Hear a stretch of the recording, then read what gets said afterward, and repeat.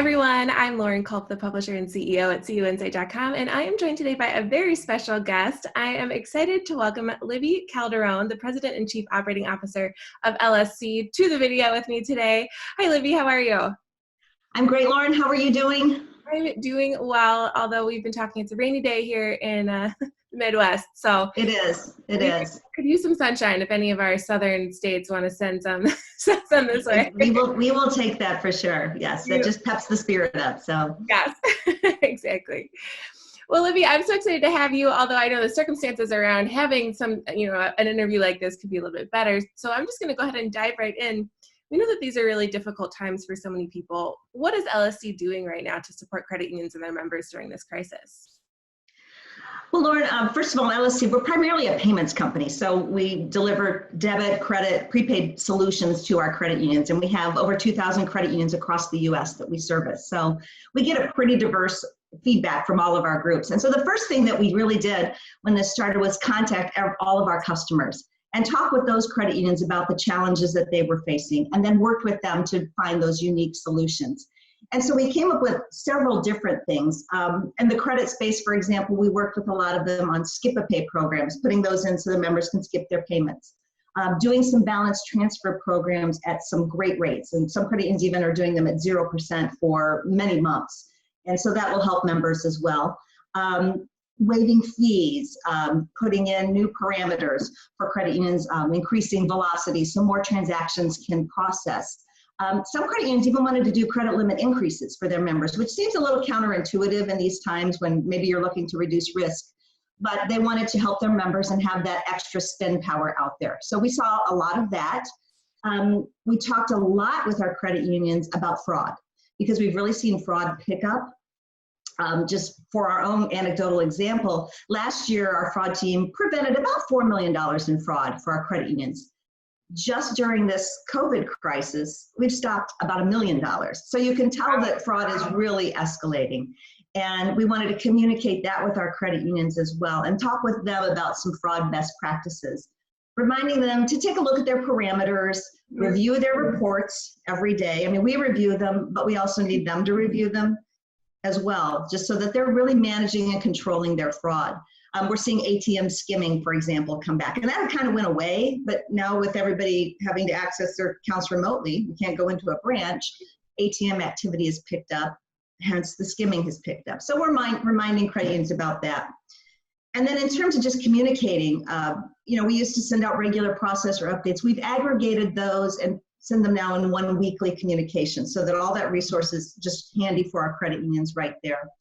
On our website, we have just a whole COVID microsite landing page that has best practices. So things credit unions can go to and pick up tips for the best ways to help their members, just a way, kind of a sharing, if you will, right, of that data.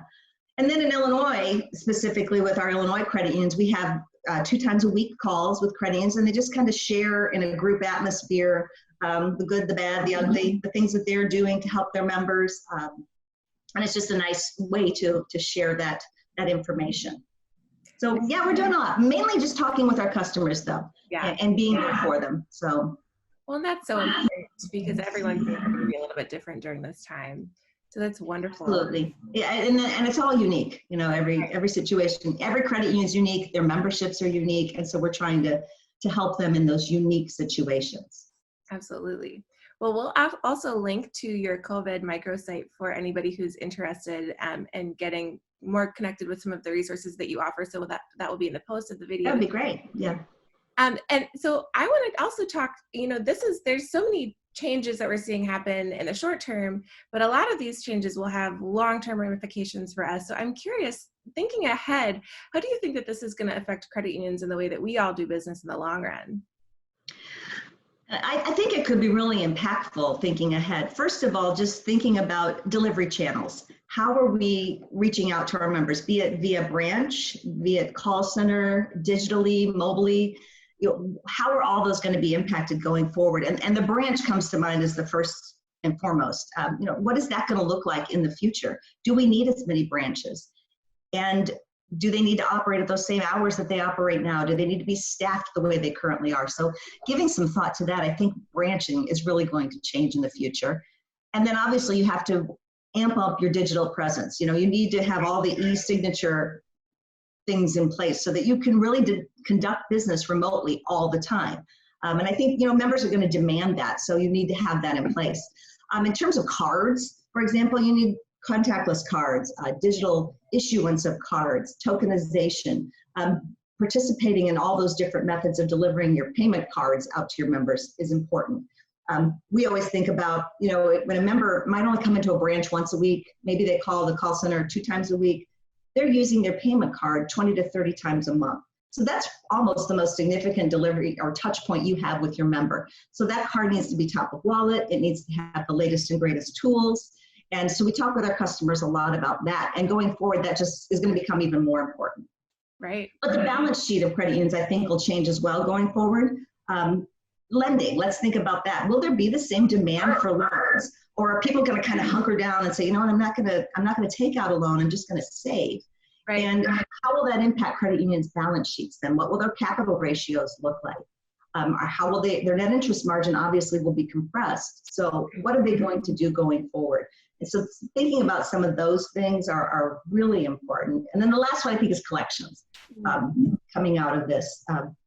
There's going to be delinquencies, there's going to be charge-offs. So we talk with our credit unions. We have a collection service as well in LSC that we offer. And we talk with our credit unions there about getting ready right now, getting ready, having all your relationships in place, be it with the bankruptcy attorneys, understanding the bankruptcy system, repossession agents. You need to get all that stuff in place now so that you're ready when those things hit, and do some cross-training of your staff so that they can help, because you're going to need more people in your collections department than you have right now, unfortunately. Right. And so getting people trained to be compassionate collectors right now will be very helpful.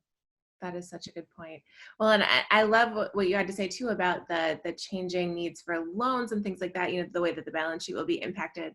We were having a conversation, a couple of us a few weeks ago, about maybe people will have like fewer auto loan needs if they're staying home, working from home now, as we see some changes. Exactly. When was the last time you put gas in your car? Gas prices are so low. I know. But you're absolutely right. Yeah. Someone else had said, though, that they would have bought a bigger house if they knew that they were working from home. So, maybe it'll even out. I don't know. And that home office is becoming very important. So, yeah, maybe that's the transition. We have fewer cars, but bigger homes. So Right. Could be.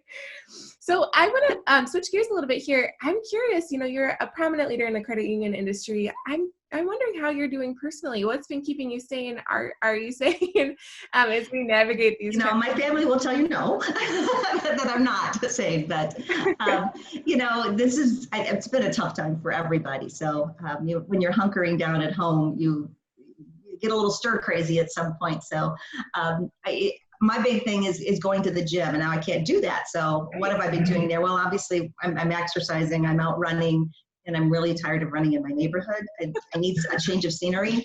But I have a group of fitness buddies that we go to the gym together. So we've actually been doing, group exercise classes together online. So that's kind of fun. You can connect that way. We do that a few times a week.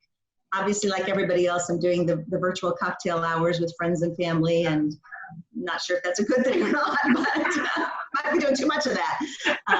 Watching a lot of TV as well, just like everyone else is. But I've also taken this time to actually catch up on my reading, which has been kind of fun.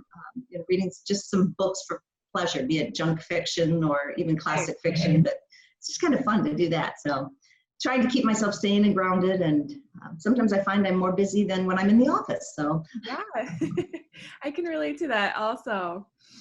Well, Libby, thank you so much for spending some time with me today. I can also relate to the exercise. That's one way I'm staying a little bit sane also. Yeah. I want to give you a chance, if you have any last thoughts that you'd like to share with our audience today. Just last thoughts as you kind of sit back and think about how this has all happened. I've just been amazed at how organizations have so quickly implemented their business continuity plans. They've developed creative ways to serve their members, and just how everybody wants to help, and everybody's done that. And I think it's so neat to watch the industry and how we've all pulled together and are helping our members. And at the end of the day, we'll get through this, and I think we'll be just that much stronger as an industry. So it's just really heartwarming to see what everyone is doing to come together at this time. So that keeps me going as well, just thinking about those cool stories that you hear every day. Right. What a time to be a credit union, and the perfect way to put our mission into practice. Absolutely. Absolutely. So great. Well, that's a perfect way for us to wrap up here. Perfect last words to end on. Libby, thank you so much for spending some time with me today. Again, for our audience, I will link to all of the resources that LSC has on the coronavirus crisis out there so that you can all get connected to that.